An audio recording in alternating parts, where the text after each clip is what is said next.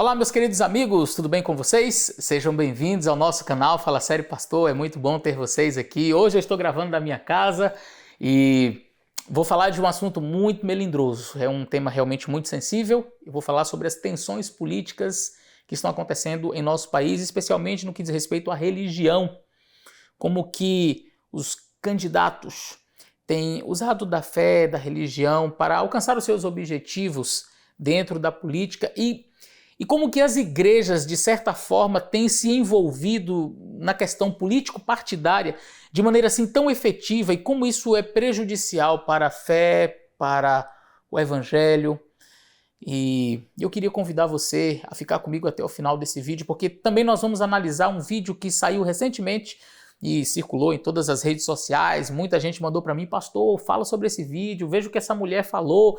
E eu estava assistindo aqui e disse: bom, eu preciso falar alguma coisa sobre isso daí, porque envolve as nossas crianças. Então, fica com a gente até o final desse vídeo, deixe já o seu like, compartilhe com seus amigos. Eu acredito que vai ser útil para você.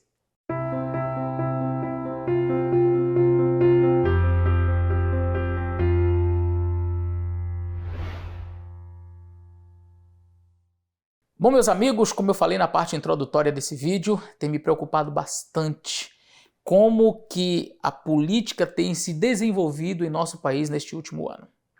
Eu tenho realmente ficado assim bastante preocupado como que as questões político-partidárias têm invadido as igrejas. E quando eu falo as igrejas, eu falo não somente da minha congregação, da minha denominação, eu falo de modo geral, católicos, evangélicos em geral, como que a questão político-partidária tem envolvido e tem entrado com força nas igrejas. Eu já queria começar o vídeo dizendo uma coisa para você que me assiste, e se você é pastor e está me assistindo agora, você é de uma denominação diferente da minha, não importa, eu quero dizer uma coisa para você. O púlpito não é palanque e a igreja não é palco para que os políticos possam ir ali discursar. Púlpito é um lugar onde se expõe a palavra, o evangelho, Cristo, e este crucificado deve ser exaltado em nossos púlpitos. Entenda, ali não é um espaço para questões político-partidárias.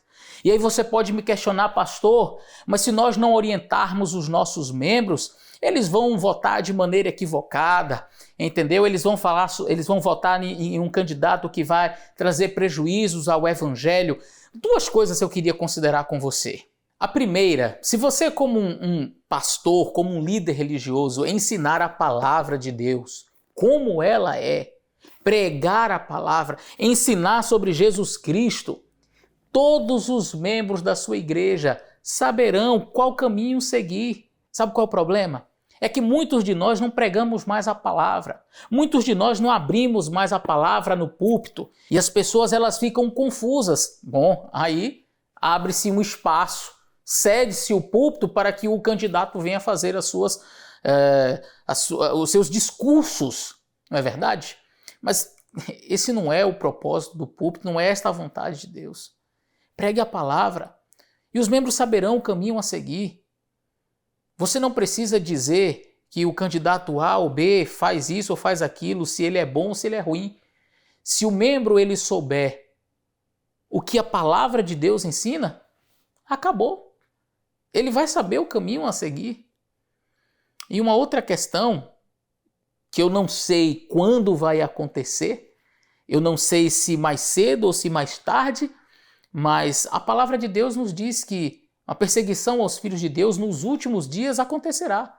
E quando esta perseguição acontecer, quando os filhos das trevas se unirem para perseguir o povo de Deus, não importa se vai ser de direita, de esquerda, quem estiver lá em cima vai cumprir a profecia. E neste tempo, o povo de Deus será perseguido pela esquerda, pela direita, por um lado, pelo outro, porque é assim que a profecia diz que vai acontecer. E aí, querido, eu já queria que você refletisse. A nossa pátria não é aqui. O nosso céu não é aqui.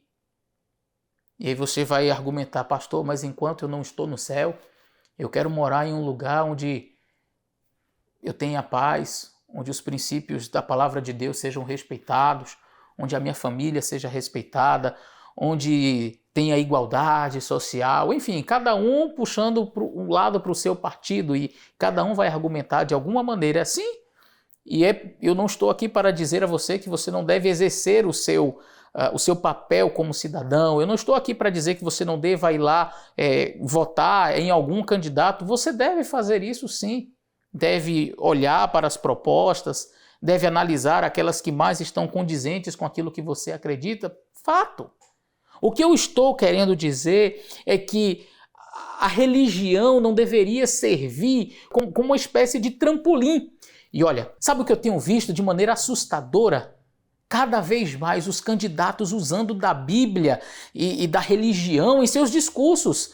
Candidatos que eram ateus e de repente agora vão para a igreja e falam de Bíblia e citam textos da Bíblia. Eu fico assim abismado. E aqui eu não estou falando de um lado nem do outro, todos os dois lados, porque infelizmente hoje a política no nosso país ela está bem acirrada para um lado e para o outro. Parece que você só tem dois partidos. E eu tenho visto de ambos os lados uma postura assim, sabe, de uso da palavra de Deus, de uso da religião como um meio para chegar ao coração do eleitor. Ao mesmo tempo, eu tenho visto de maneira vergonhosa, líderes religiosos, e aí agora eu quero colocar aqui, no meio religioso como um todo, de padres, pastores, evangélicos e cantores também, de maneira vergonhosa, um posicionamento político partidário nas mídias sociais absurdo. É pastor dizendo que o candidato A vai salvar o nosso Brasil, que ele é enviado de Deus. É o outro dizendo que a igreja evangélica deve pedir perdão para o candidato B. É um outro falando que se você votar no candidato X, você não vai participar da comunhão. Eu tenho visto, tanto de um lado como do outro, essas visitas às igrejas e pastores cedendo o espaço ali no púlpito e vamos abençoar. E aí o candidato A vai na igreja tal e aí o povo faz uma oração na cabeça dele. Aí vem o candidato B, vai na igreja tal e o povo faz a oração na cabeça dele. Não sei, é quem vai ter mais fé. Deus vai olhar para quem orou com mais fé. É isso para o candidato A, o candidato B. Isso tem entristecido o meu coração. Ver a igreja que deveria estar pregando a palavra de Deus se deixando levar por estas questões político-partidárias. Repito, não somos contra a política, não estou aqui para falar que você não deve votar, ao contrário, exerça o seu papel como cidadão, quando for o momento de votar, faça isso com sabedoria, ore a Deus, peça a instrução do Senhor, mas eu não creio que a igreja realmente seja o espaço para que você fique falando, pregando do candidato A ou B e nem abrindo espaço para que candidato A ou B, ou até mesmo para deputado, enfim, esteja ali para fazer discursos políticos. Eu acredito que nós, líderes, precisamos realmente nos debruçarmos mais na palavra, ensinarmos a palavra para a nossa membresia, para a nossa juventude. Eles precisam saber o que a Bíblia diz, o que Deus espera dele. E aí eles saberão como proceder. Entretanto, recentemente, de maneira assustadora, um vídeo circulou nas mídias sociais, na verdade tem circulado nas mídias sociais. Uma advogada, em uma conferência, uma videoconferência, ela fala algumas coisas que eu queria analisar aqui com vocês. Eu não queria que você se prendesse a que partido ela está se referindo, a quem ela está afiliada, a quem ela critica. Esqueça isso por um instante. E eu queria que você ouvisse a fala dela, porque essa fala me intrigou bastante. Eu fiquei muito preocupado. Como a gente vai fazer isso? Acho que a gente precisa conversar coletivamente. No mestrado, eu cheguei a falar uma vez que a gente tinha que se filtrar nas igrejas. E outro dia encontrei uma amiga minha que era da igreja na época que eu fui, porque eu fui cristã há 30 anos. Eu já fui até para Jerusalém, se vocês querem saber. O dia que eu contar o que é essa viagem a Jerusalém, O dia que me botarem na televisão para eu contar, eu acabo com o cristianismo do Brasil. Me chamou a atenção, logo na parte inicial desse discurso dela, desta conversa dela, o momento em que ela afirma que precisaria se infiltrar nas igrejas. Aquilo me chamou muito a atenção, porque demonstra uma ação programada, intencional, como ela mesma vai dizer, estratégica, ok? Mas eu parei aqui nesse momento porque ela diz que ela já viajou até para Jerusalém e se ela contasse o que ela viu ali em Jerusalém, em uma televisão, ela acabaria com o cristianismo no Brasil. É uma pequena dose de arrogância, não é? Deixa eu dizer uma coisa para você que fez esse vídeo, nem sei se você vai assistir, mas eu poderia enumerar para você a quantidade de pessoas que tentaram destruir o cristianismo sem sucesso. Pessoas muito, infinitamente mais poderosas que você. Eu poderia citar vários imperadores, como Nero, por exemplo. Eu poderia citar aqui Calígula, eu poderia citar aquele imperador da época de João, do apóstolo João, Domiciano, e uma série de imperadores que perseguiram, mataram os cristãos, jogaram os cristãos nas arenas para serem comidos pelos leões, queimaram cristãos vivos. Nero passava piche nos cristãos e colocava no jardim de sua casa para iluminar a noite. Nero colocou fogo em Roma e acusou os cristãos de terem colocado fogo em Roma. Milhares de cristãos foram mortos. E sabe como é descrito? Sabe como os historiadores descrevem esta cena em que os cristãos eram mortos? Diz que os sangues deles, os sangues dos cristãos pareciam sementes quando caíam, brotavam. Onde caía, brotava. Mais e mais pessoas se convertiam. Não, querida, você não destruiria o cristianismo nem que você quisesse, nem se desse para você todas as emissoras de televisão do mundo inteiro. Você conseguiria destruir o cristianismo por uma razão muito simples. Quem conduz o cristianismo é um ser muito mais poderoso do que os seus orixás. Quem conduz o cristianismo é o Senhor Jesus Cristo, aquele que morreu na cruz e que venceu por nós. Então, nem que em todas as TVs do mundo fosse concedido um espaço para você falar, você conseguiria destruir o cristianismo. Pessoas mais importantes, mais poderosas que você, no passado, não conseguiram essa proeza. Você certamente não conseguiria. Mas a gente já começa a perceber o nível da arrogância, não é, que algumas pessoas têm e como elas enxergam o cristianismo. Vamos continuar o vídeo. E eu falei, amiga, vamos voltar para a igreja, porque hoje eu sou candomblessista. Não tem um terreiro que eu frequento, essas coisas, porque eu não sou religiosa. Mas eu amo os orixás. Agora que a gente tem que voltar para a igreja, ou ir para, a gente tem. Aí ela, amiga, que ideia louca. Como é que a gente vai fazer isso? Eu falei assim, a gente vai fazer. Aí ela falou assim, mas eles não vão querer escutar. Eu falei, quem disse que a gente vai falar para eles? A gente vai para a escolinha dominical. O que mais a igreja quer, sabe o quê? É pegar uma irmãzinha, um irmão para botar para tomar conta das crianças. Existem lá, enquanto eles estão no culto, uma sala de aula cheia de crianças. Aí tu vai pegar a Bíblia mesmo, a Bíblia. Você vai começar a falar de Jesus. Jesus era esse aqui, ó. Ele amava os pobres. Jesus disse aqui, ó, que o rico não entraria no reino dos céus.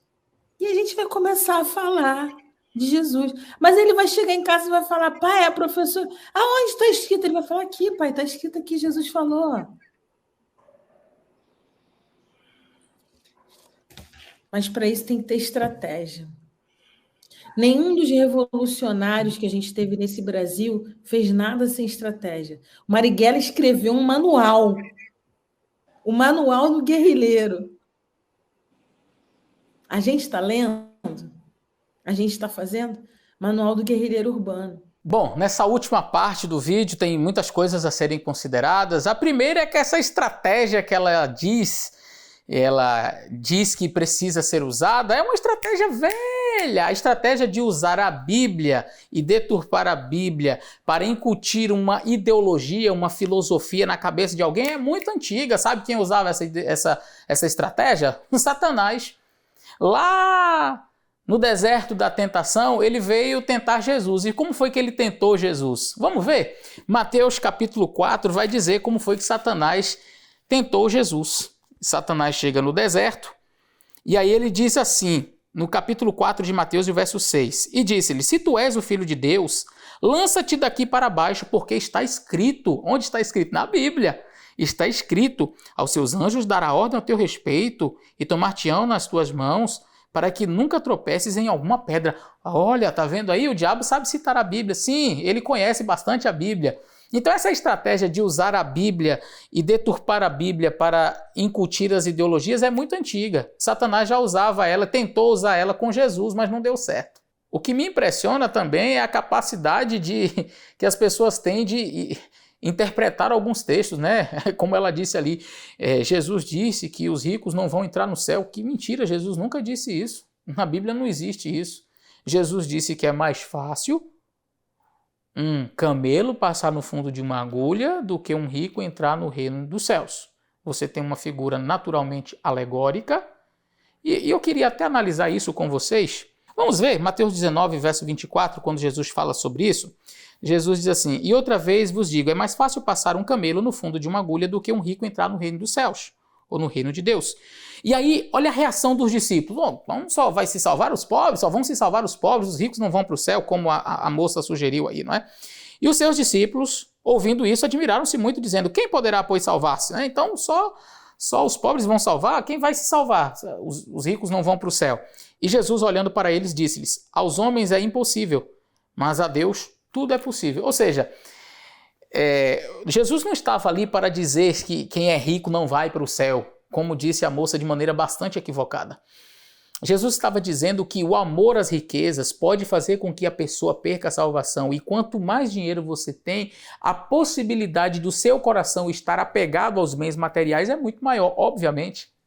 Isso não significa dizer que quem é rico não vai para o céu. Se temos os ricos da Bíblia, Davi, o salmista Davi, Abraão, Jó, a Bíblia diz que não havia ninguém na face da terra que era mais rico do que Jó. Ele era mais rico de todo o Oriente. Mas a Bíblia também diz que quando Satanás teve um diálogo com Deus, Deus disse assim, não existe ninguém na terra com caráter de Jó. Ninguém há na terra semelhante a ele. Observaste o meu servo Jó, disse Deus, porque ninguém há na terra semelhante a ele. Uau! E era o homem mais rico e mais poderoso. Mas onde é que estava o coração de Jó? Em Deus, porque quando ele perdeu tudo, aquilo não significou nada para ele. Ele simplesmente adorou. Eu poderia citar Salomão, que a Bíblia diz, nunca houve homem mais rico antes dele e nunca haveria homem mais rico depois dele.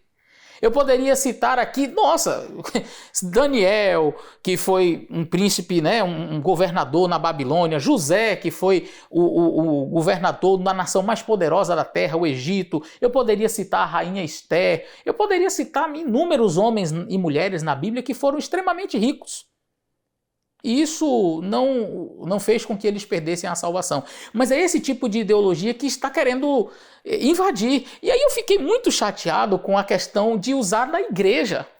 Eu fiquei chateado quando eu vi esse vídeo. Sabe, não basta tentar colocar, incutir as ideologias já na escola, tem que ir para a igreja também?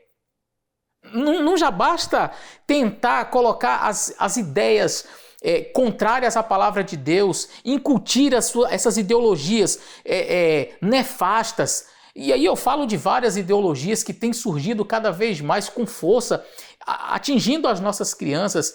É feminismo, e eu tenho falado disso há muito tempo no meu canal, não tem absolutamente nada a ver, especialmente com a política, no contexto atual da política. Eu tenho falado contra aborto no meu canal, eu tenho falado aqui sobre questões de ideologia de gênero, como que a Bíblia apresenta esse assunto, e isso tem sido incutido lá nas escolas. Agora querem invadir as igrejas também, e aí eu quero fazer uma ressalva.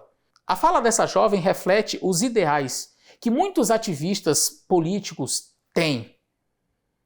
E entre estes ideais está justamente de usar a igreja, só que de uma maneira baixa, de uma maneira realmente, eu diria, diabólica, indo para as nossas crianças. Veja a maneira como ela colocou.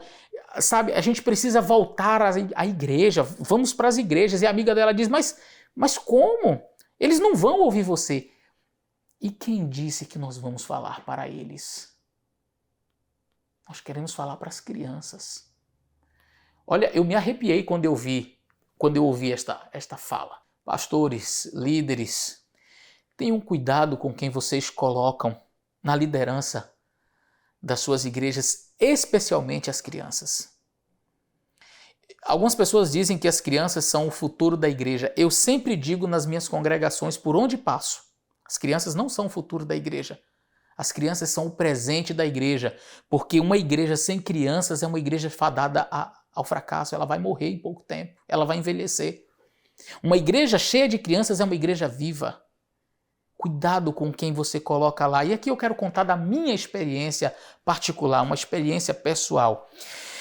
E você que está me assistindo, talvez você seja evangélico, talvez você seja um pastor de uma congregação evangélica e que tem classes para crianças. Eu quero te contar o que eu tenho feito desde o meu primeiro ano, já desses 14 anos em que sou pastor, desde o meu primeiro ano como pastor, o que eu faço. Na minha igreja nós não temos a escola dominical, mas temos algo parecido, é a escola sabatina. Nós nos reunimos ao sábado e não ao domingo. Mas não importa, o importante é que você pegue o princípio, tá? Eu não quero servir naturalmente de modelo, mas se a minha experiência puder te ajudar, que bom. Eu já prego quando eu vou à igreja no culto principal. Então, no sábado, a mensagem é comigo, eu, pastor, vou lá e vou transmitir a palavra. Eu não tenho, fora desse momento, um outro momento para eu estar com as crianças. Então, o que eu pensei? Na escola sabatina, que é um momento em que nós nos reunimos em classes, e eu não sei como que funciona lá na sua igreja, mas é possível que na escola dominical tenha-se também um guia de estudos, uma lição em que vocês estudam durante a semana e que ali vocês vão recapitular. E aí tem um professor em cada classe de adulto para estudar esse tema. E na nossa igreja nós dividimos em várias classes de adultos. E as pessoas sempre dizem, pastor, já que o senhor está na igreja hoje, passa a lição aqui com a gente, estuda esse tema aqui com a gente. Eu nunca aceitei, com raríssimas exceções. Se você chegar em qualquer igreja onde eu estiver no sábado, você não vai me encontrar lá com os adultos. Sabe o que eu faço? Eu vou de sala em sala, eu fico 5, 10 minutos em uma salinha, vou desde o jardim, desde o hall do berço, eu levo meu violão, toco com as crianças, observo ali a professora contando a historinha, observo como que ela tem a desenvoltura ali na sala, aí eu vou numa outra salinha, eu faço a mesma coisa, eu canto com eles, às vezes eu chego a professora, a gente está contando a história tal, o senhor quer falar alguma coisa, pastor? E aí eu falo para as crianças, e eu vou assim até chegar na classe dos jovens. É um momento que eu tenho com eles. Quando eu entro em algumas salas, as crianças já gritam, pastor, o senhor chegou! E vêm e me abraçam. Por quê? Lá do púlpito eu prego. As crianças, alguns já prestam atenção porque já me veem lá na salinha, mas é um momento em que eu estou pregando para a congregação, não há uma interação minha com a criança mesmo. O momento que eu tenho para estar com elas é esse. E eu queria fazer essa proposta para você, pastor, você que é líder de igreja, vá lá na salinha, fique com os pequenos, mostre para eles que eles são importantes. Ao mesmo tempo, é uma oportunidade para você avaliar como que está o ministério infantil dentro da sua igreja. Olha, em algumas congregações o ministério infantil tem sido deixado de lado. E o ano passado, por exemplo, nós construímos várias salas do ministério infantil. Nós tínhamos algumas congregações, quando eu estava em São Luís, no Maranhão, eu tinha uma igreja onde o ministério infantil se reunia do lado de fora. Porque não tinha uma salinha para eles, tinha a igreja, mas era uma região carente e eles não tinham construído ainda uma salinha para as crianças, eles ficavam do lado de fora, embaixo de uma árvore. Mais de uma das congregações que eu cuidava ali era com essa realidade e eu estava lá com eles. E a gente ajudou a construir algumas salas ali para que as crianças tivessem um espaço. E eu dizia para os adultos, quando nós nos reuníamos com a liderança, eu dizia, olha, é inadmissível que nós tenhamos aqui um espaço para nós e as crianças estejam ali. Sabe, a igreja deveria se preocupar bastante com isso. Um outro aspecto que a gente tem visto às vezes, a falta de preparo. Apesar de, em nossa igreja, a gente ter sempre treinamentos, a sede administrativa sempre promove treinamentos para as professoras das crianças, mas às vezes a gente ainda chega e encontra algumas falhas que precisam ser ali alinhadas. Eu já cheguei, não foi o ano passado, já tem algum tempo, já tem alguns anos, eu cheguei numa classe uma vez e vi uma professora cantando com as crianças a Galinha Pintadinha. E eu disse, não, alguma coisa aqui está errado. Peguei o violão e vamos cantar aqui as músicas da igreja, as músicas infantis. Então, precisa que você conduza, mas como é que você vai saber se você não estiver lá? E aí, propostas como essa que a jovem fez, dizendo que precisa chegar lá, acontece. Quando pessoas com más intenções chega como se tivesse um preparo excelente, vim aqui para contar história para as crianças e ali começar a colocar na cabeça das crianças ideologias nefastas, ideologias diabólicas que vão destruir a fé das nossas crianças, queridos. Tomemos cuidado. Que a nossa igreja no Brasil acorde. Que a nossa igreja cristã, e aqui eu falo de todas as congregações, que a nossa igreja desperte. Desperte para pregar o Evangelho, para pregar Jesus Cristo, para falar da graça de Deus, do seu amor, para falar sobre a santificação, a necessidade de obedecer a Deus e a sua palavra. Mas que não permitamos, sob hipótese alguma, nem que os nossos púlpitos sejam utilizados como um palanque, como um palco para a política, e nem permitamos que pessoas com más intenções cheguem às nossas crianças. A nossa igreja hoje, aí no Brasil, é como uma cidade de refúgio. A nossa igreja é como uma cidade de refúgio. Porque lá na escola a nossa criança está sendo bombardeada com as ideologias nefastas. Na rua, nas amizades, em todos os ambientes, liga a televisão, ideologia, ideologia, ideologia. A igreja é o último baluarte, é a cidade de refúgio onde os nossos pequenos vão para ter um encontro com Jesus, para aprender da sua palavra. Você que é professor, você que é professora das crianças, entenda o papel importantíssimo que você tem e veja como o inimigo tem odiado as nossas crianças e as estratégias que ele tem usado para chegar nos nossos pequenos. Não ceda, não abra espaço para ele. Clame pelo sangue do Senhor Jesus Cristo. Ore pelos nossos pequenos, ore pela nossa igreja. E queridos, exerça a sua cidadania, mas antes, ore a Deus. Diga, Senhor, eu vou lá para exercer o meu papel como cidadão. Me diga que caminho eu devo tomar. Me diga quais as melhores propostas aqui para eu poder avaliar em quem eu vou votar. Mas acima de tudo, Senhor, não permita que por um segundo eu imagine que minha pátria é nesse lugar. Quero ter uma vida mais tranquila. Se eu puder oferecer para os meus filhos algo melhor, eu gostaria de, enquanto nesta terra, enquanto neste país, oferecer para os meus filhos o melhor, é claro, mas que eu não perca de vista a pátria celestial. Lá é o meu lugar. Senhor, me ajude a entender que a tua vinda está próxima. Me ajude a entender que o teu reino é o que mais importa.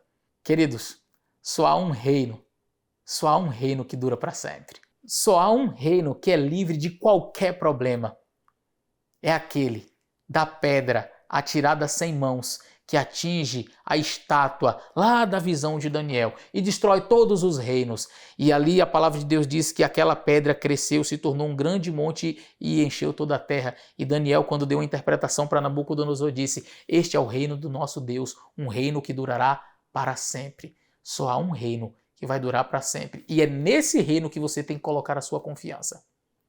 Até lá, exerçamos sim a nossa cidadania, sem nos esquecermos de quem realmente é o nosso rei, de quem realmente é o nosso soberano.